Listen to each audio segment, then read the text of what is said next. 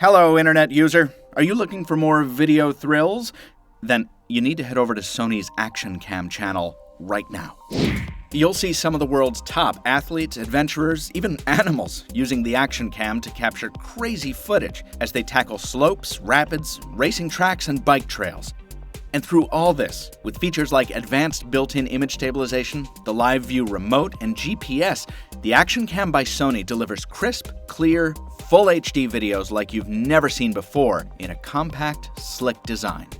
So click here or at the link in the description below to watch more incredible Action Cam videos on their channel. Seriously, what are you waiting for? Get in on the action, and while you're there, make sure to subscribe. They used to sit about as far apart as two smartphones could, but Google's Nexus line and Samsung's Note family now share at least two things in common: an affinity for oversized screens and a pretty serious price tag. I'm Michael Fisher with Pocketnow. Find out which is the better fit for you in Google Nexus 6 versus Samsung Galaxy Note 4.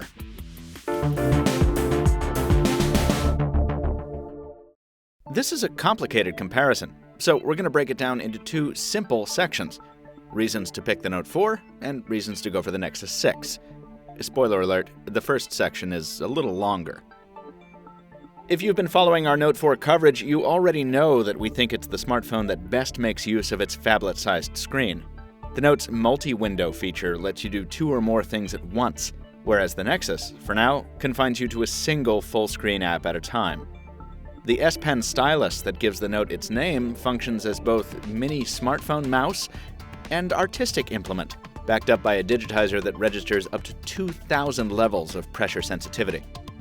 Beneath that sits a display that's slightly smaller than the Nexus's, but which delivers more accurate colors in super dim settings and brighter, more readable text in super bright ones.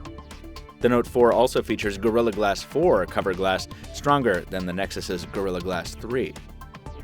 Spin around past the sides, beveled aluminum magnesium on the Note and straight aluminum on the Nexus, and you'll find the Note 4's backside comes right off, granting access to the removable battery and expandable storage.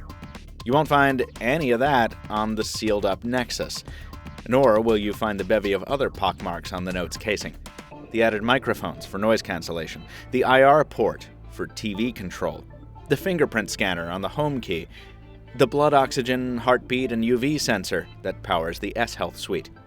The Samsung brand name is synonymous with feature overload, and the Note 4 is probably the best example of that mentality. And all those features are crammed into a casing that's narrower and therefore easier to grip than the Nexus.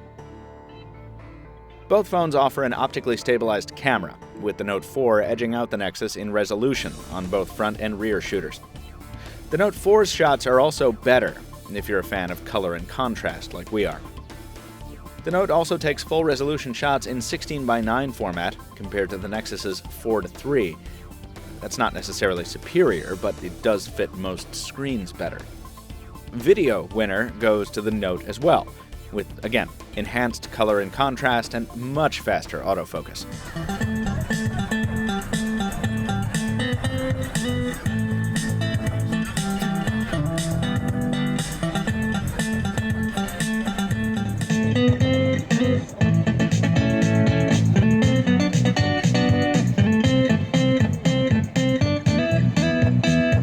You may have noticed somewhat better acoustic performance from the Note in those video comparisons, and phone calls follow that trend.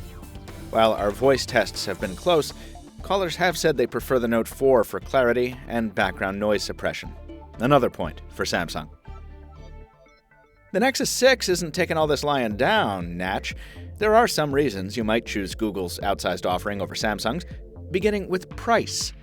Comparing unlocked pricing on AT&T, the Nexus is almost $150 cheaper than the Note 4.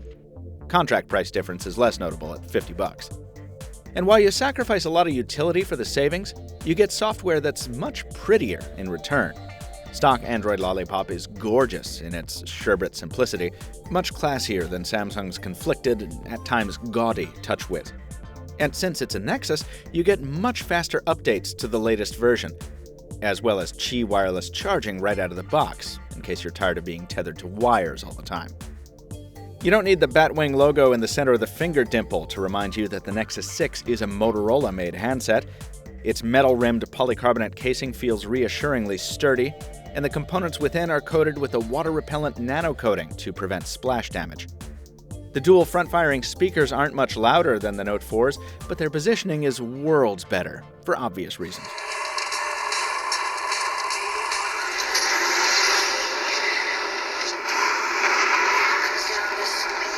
And Motorola's other specialty, radio design, comes through loud and clear too.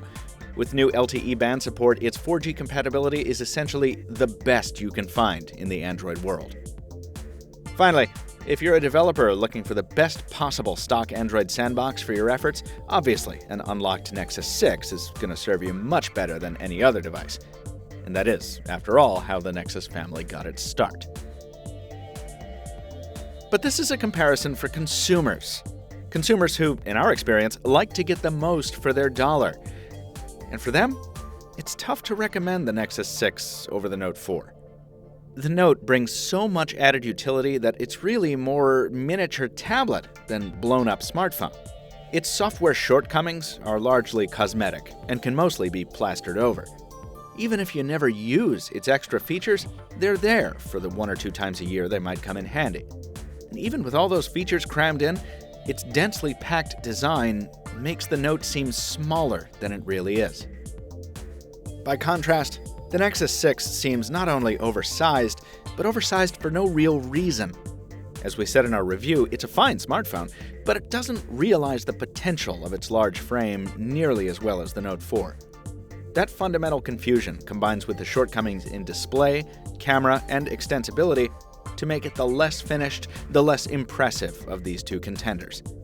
Unless you're specifically looking for a Nexus line device, or you only want a big screen if it's mated to simple software, the Galaxy Note 4 is probably your better bet. There's plenty to like and dislike about each of these phablets, folks, so please check out our full review of each at Pocketnow, linked in the description below. Also see our other comparisons and reviews here on YouTube, and please subscribe if you did enjoy this video. Till next time, this has been Michael Fisher with Pocketnow, Captain 2 Phones on Twitter, and you know what they say about really big phones? They take really big cases. I'm here all week, folks. We'll see you next time.